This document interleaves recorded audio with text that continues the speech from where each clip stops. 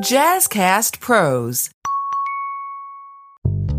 Welcome to the Healthy Illness Podcast. I am your host, Kelly Marie, and the Healthy Illness Podcast is all about helping you build healthier relationships while living with mental health conditions. Today, I am checking in and checking on.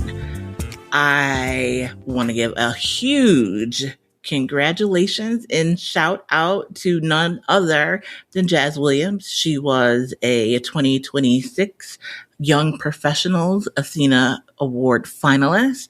We attended the award ceremony and had a good time celebrating her and all of the hard work she does right here at Jazzcast Pros Network. Big shout out. Thank you for being you. And I'm so glad that the Athena team recognized your incredible greatness in making sure we are able to share our stories and help heal the world. Shout out to you, my friend. Today, I'm checking in and checking on because, I always want you to be up to date on where I am.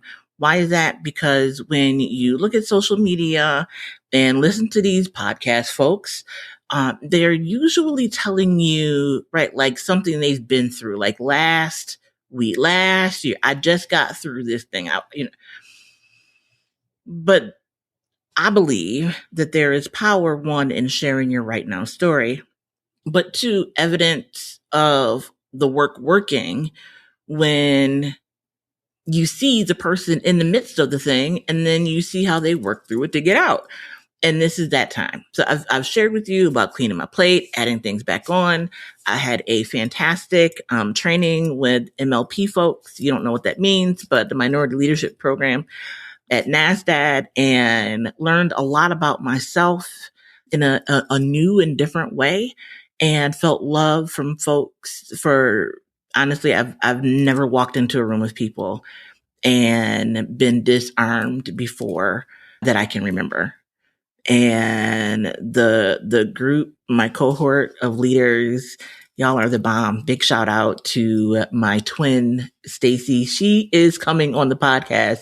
When you meet her, you're going to be like, how do y'all not know each other? Like, how have you not been lifelong friends? But we are going to have some conversations around sexual health and pleasure and all of that relationship with the body. So that's one of the things we have not talked about, right? We have not talked about sexual health and our relationship sexually with our body. So that is coming. You listen, that is going to be good. But I want to check in and check on. Check in. Why? Because I did the work, cleaned off my plate, knew that life would kind of return to normal, right? Once things settled down. That happened. I had last year, I had a couple programs that were ending. I knew that once they concluded, my life would be a little bit better as far as what was on the plate. And this time right now, usually I'm in the swing. New year, plate's clear. I've added a couple things strategically, but I've got plenty of clean space on the plate to be able to rest and do nothing. So rest, let me just say, is built into the schedule. But there is plenty of free space for me to do nothing, to wander around, to stare off into the sky, to read a book, like whatever I choose to do. I made sure that I have space for that. So I was talking to a colleague and I haven't been sleeping well.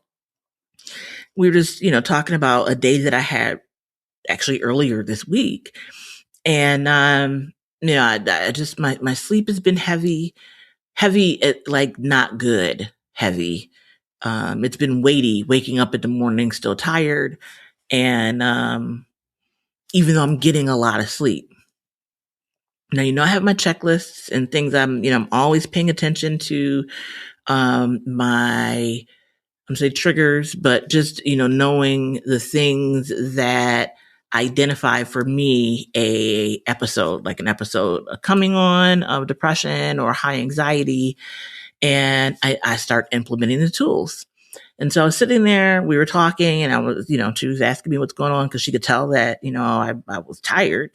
And so, she's like, well, what's going on? Are you taking your medicine, your vitamins, your this, you sleeping? And I told her about the one day that I came home, took off my clothes and laid on top of the bed. Like I was too tired to get under the covers. So straight after work.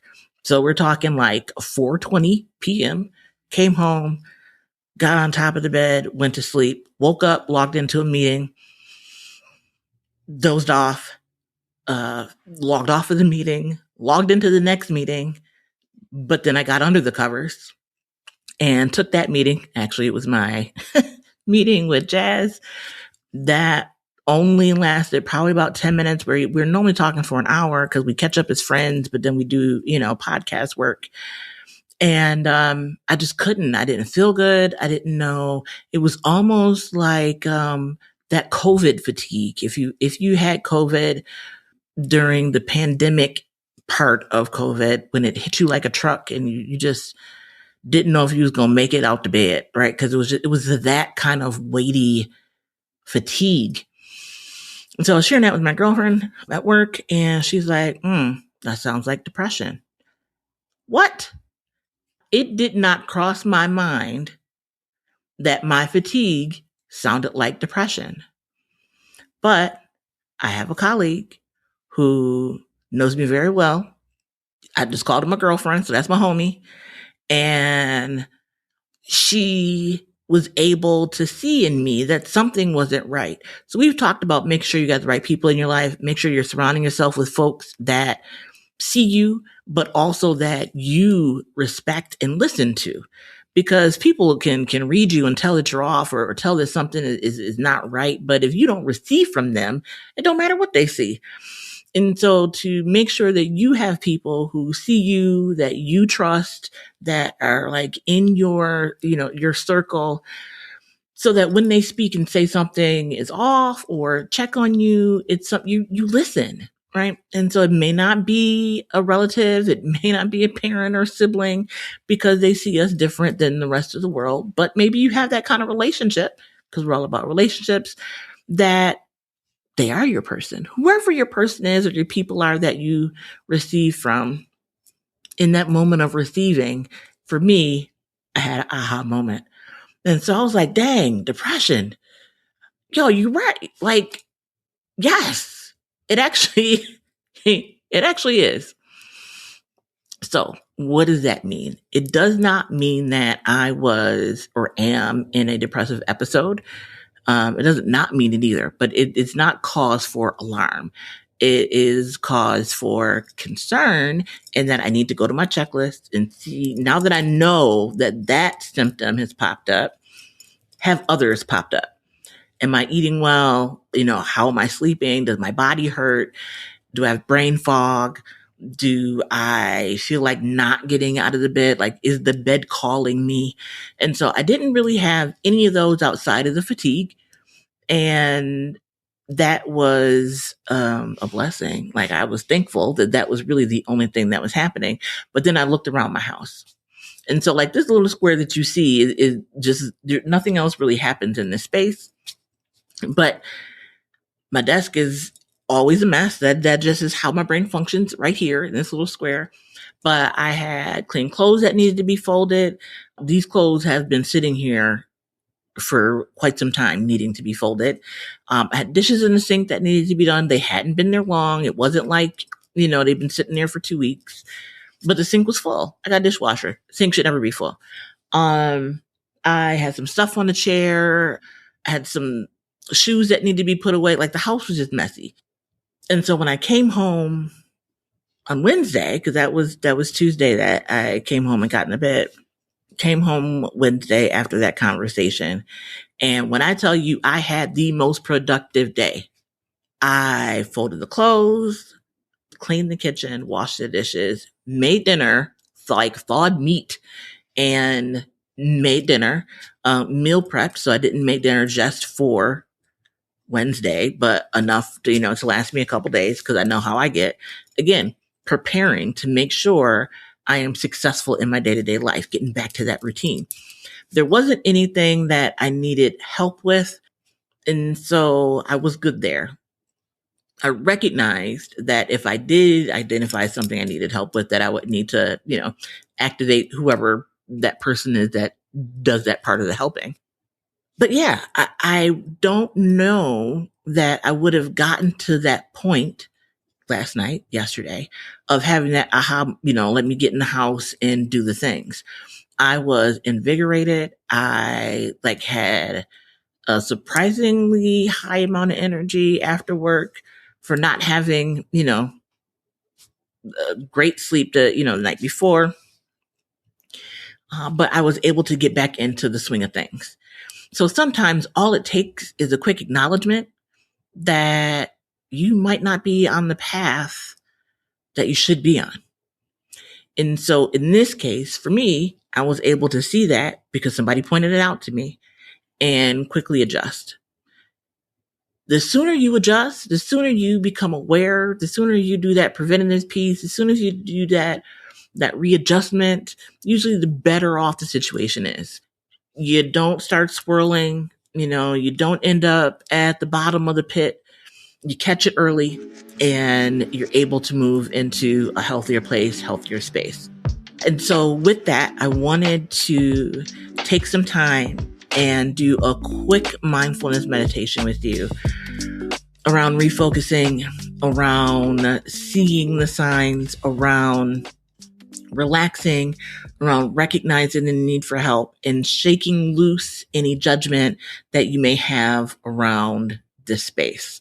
So if you are driving, I'm going to tell you that it's time to press pause and go listen to something else, because I'm going to take the next 5 minutes or so and we are going to spend some time on recognizing the need for help and readjusting to the routine with a focus on ourselves. If you are ready, find a comfortable spot. If you're in it, wonderful. If you need to adjust, adjust. This is a time of relaxation, not a time to sit up straight and be strong in the chair. A time for the container you're sitting in to accept the container of your body.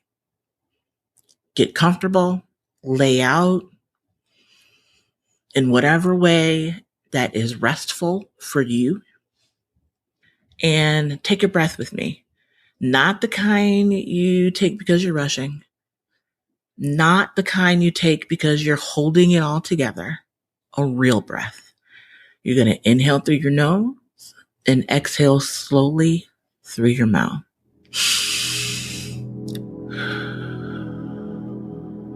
Again, inhale, exhale, let your shoulders drop, let your jaw unclench, let your body know it's safe to pause. Now listen, especially if you were raised to be the strong one, especially if you were taught that needing help is weakness, especially if your ancestors survived things by pushing through. In our culture, strength has been survival. Resilience has been required, and independence has been protection. And yet strength doesn't mean silence. Resilience doesn't mean isolation. And independence does not mean you carry everything alone. Now take another breath.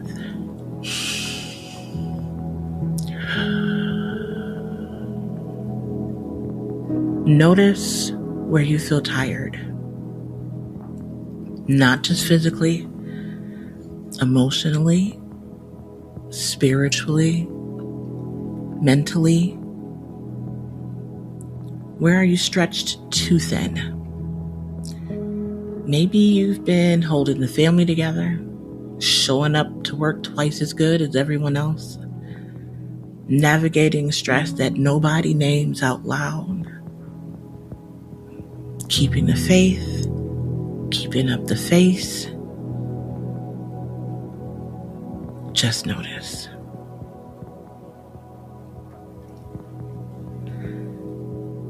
Mindfulness is not about judging what you find. It's about telling the truth gently.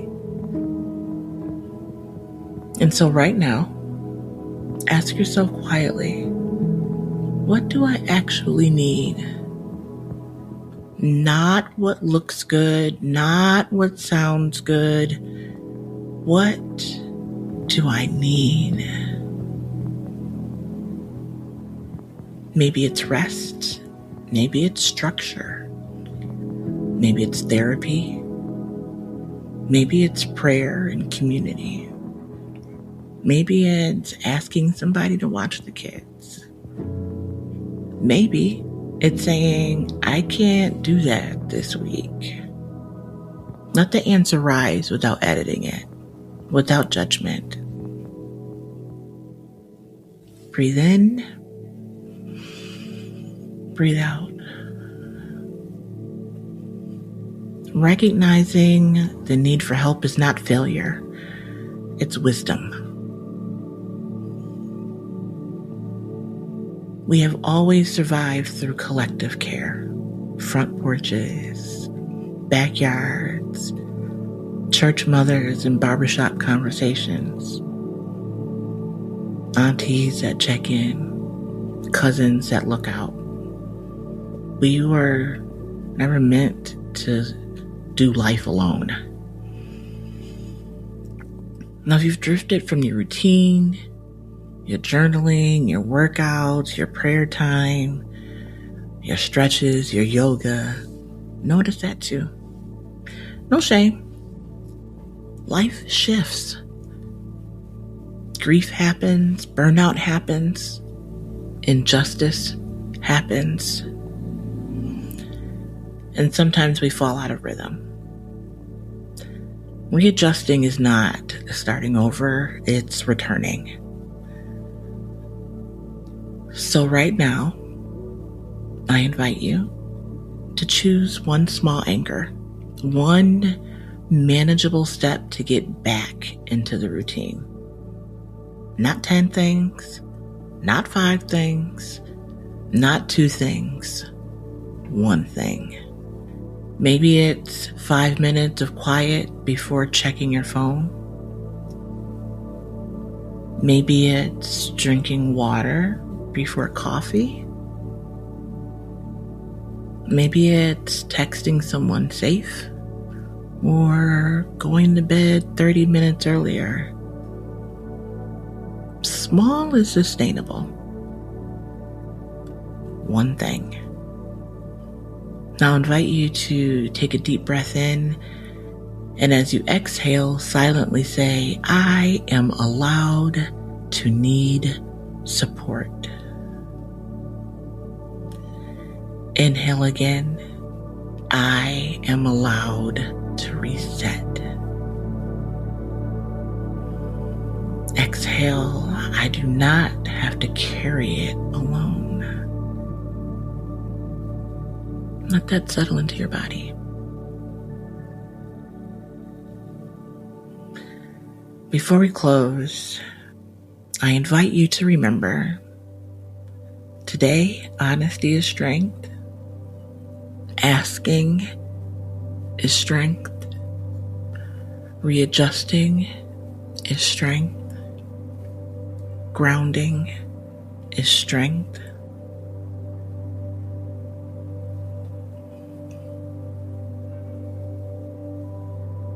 We're going to end our time with 3 breaths in and out on your own, however you want those 3 breaths to be. Inhale and exhale. Inhale and exhale. One more time. Inhale and exhale. And when you're ready, you can return back to this podcasting space, into the room that you are in, to the life all around you. You're not behind. you're recalibrating, you're readjusting, you're realigning, and that is power.